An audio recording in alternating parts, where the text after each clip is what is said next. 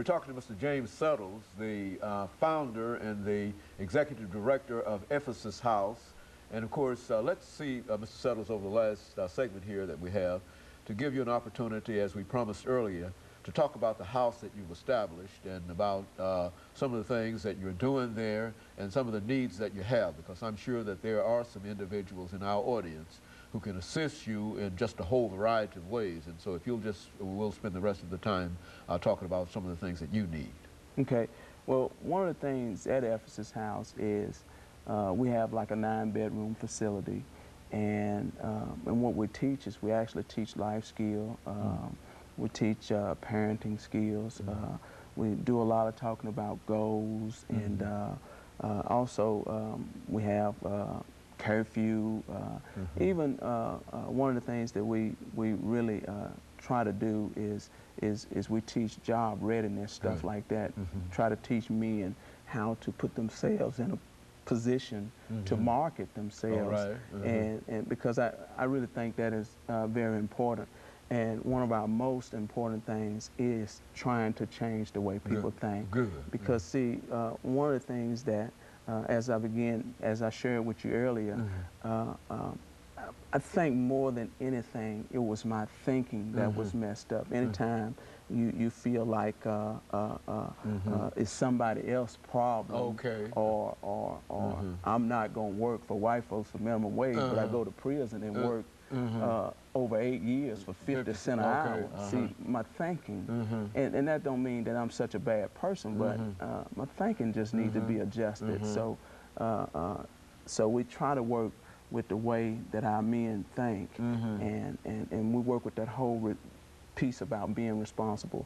We also charge the men a $100 program fee, because one of the things about this life is we got to build men up to be responsible.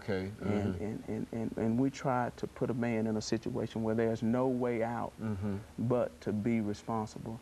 Now, when we go to talking about some of the needs that we have, we've been actually incorporated over 2 years. We still haven't gotten a grant. And most of the people we are serving are people that are from the state, or people that are homeless. But, you know, we still haven't received any funding. Any kind of assistance from the state that ought to be concerned about some of the activities that you're involved in. And the need is so great. One of the things that, you know, we have lined up is, you know, like after 30 days, a man can work his way into getting them a vehicle where he got to show proof of license and proof of insurance.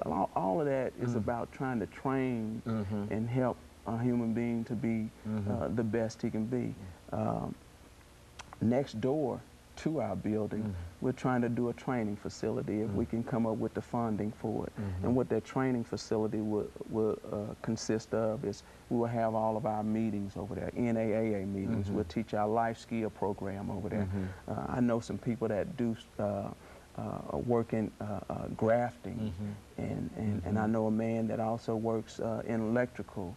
And so what we would like to do is turn that into like a 13 or 14-week course in order to help people train these young people. Because see, if you train, not only do you want to change the way people think, but some of these men have children, and so we want to actually train and teach men how to be a good father, how to be a good brother, how to be a good son, you know, because all of this stuff has to be actually properly taught. We act as if, you know, people pop out and supposed to know these things, but they're you're saying that it's a real problem in terms of the knowledge that many individuals who fall into those categories have in reference to themselves, their thoughts, and is that what definitely, because see, you catch a guy, he come from home from a dysfunctional background, then he go to prison to another dysfunctional background, and then what you do is you send him back to a situation that's supposed to be his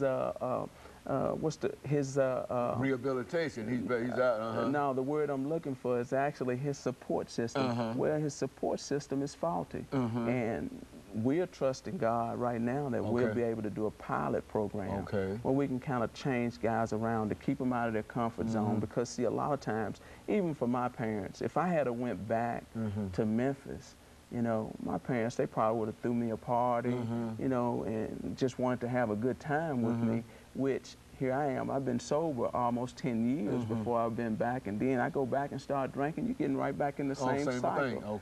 Which I can't call them bad people. They just, they trying to show me some love, and that's just the only way they know how to show love. So we can't say that they are bad people. That's just the only way they know how to show love. So if we could get people to partner up with us with the vision that we have, we know that not only can we help with the recidivism rate, you know, because I'm thinking now it's something like right at 50 or 60 people, I mean 60% of people pretty much return back. Well, we got a success rate of 8% of people that have actually came through and just stayed for 90 days. You know, our program is actually a 90-day program. Then we partnered up with Urban Housing Solution to kind of, instead of a guy having to go back into a dysfunctional environment, to help him get an apartment, to help him to continue to be a man.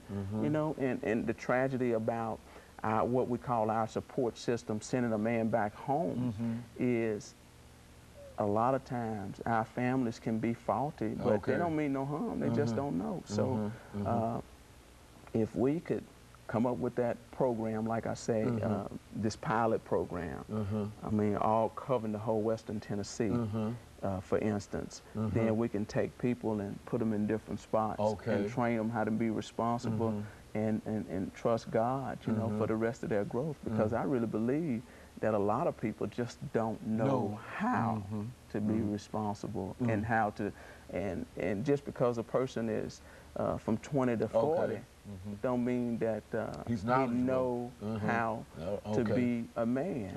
And being a man, it takes a lot of responsibility. And I think a lot of times that's why we deviate to drugs or different things of that nature, because it's hard. Well, speaking of grants, and I'd like to pursue this, do you think it would be cost effective if the state of Tennessee were to assist organizations like your organization and others? I've heard others raise the same point, that they don't feel that they're getting the kind of financial and resource support for what they are trying to do, when if they are successful in doing what they're doing, it would be a dramatic decrease in the amount of money that we have to spend for the prisons and build more prisons and et cetera, et cetera.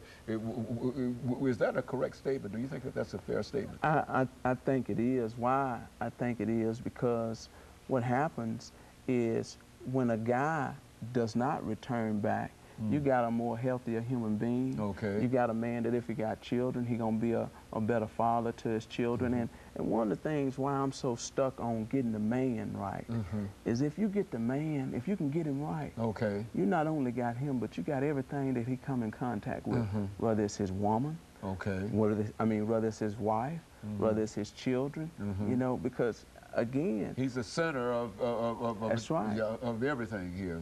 That where the way he goes, everything else can follow the way he goes. Yeah. But see, and even in the midst of it, you know, I think the key is you got to have the type of program that's got the proper structure.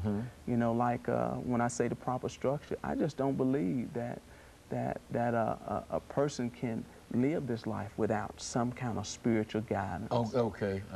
I just don't believe it. Now, I'm not trying to tell a person to be Buddha or Jesus, or, but you have to have something. Recognize that there's a God, and that's greater than you.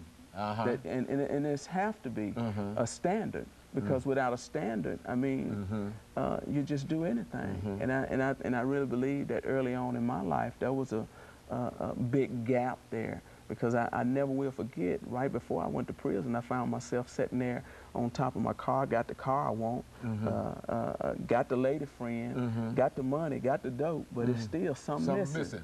You know, got all the stuff that I thought, the utopia that I thought was going to make me the big man on campus, but you know, yet I'm still empty. So, you know, it took coming into a personal relationship with Jesus, Okay. that's when NA and AA made sense.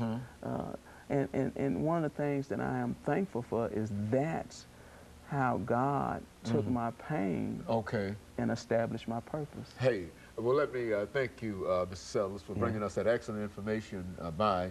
And, of course, let me encourage our audience to tune in again next week for another informative edition of Comments. Thank you and good morning. You simply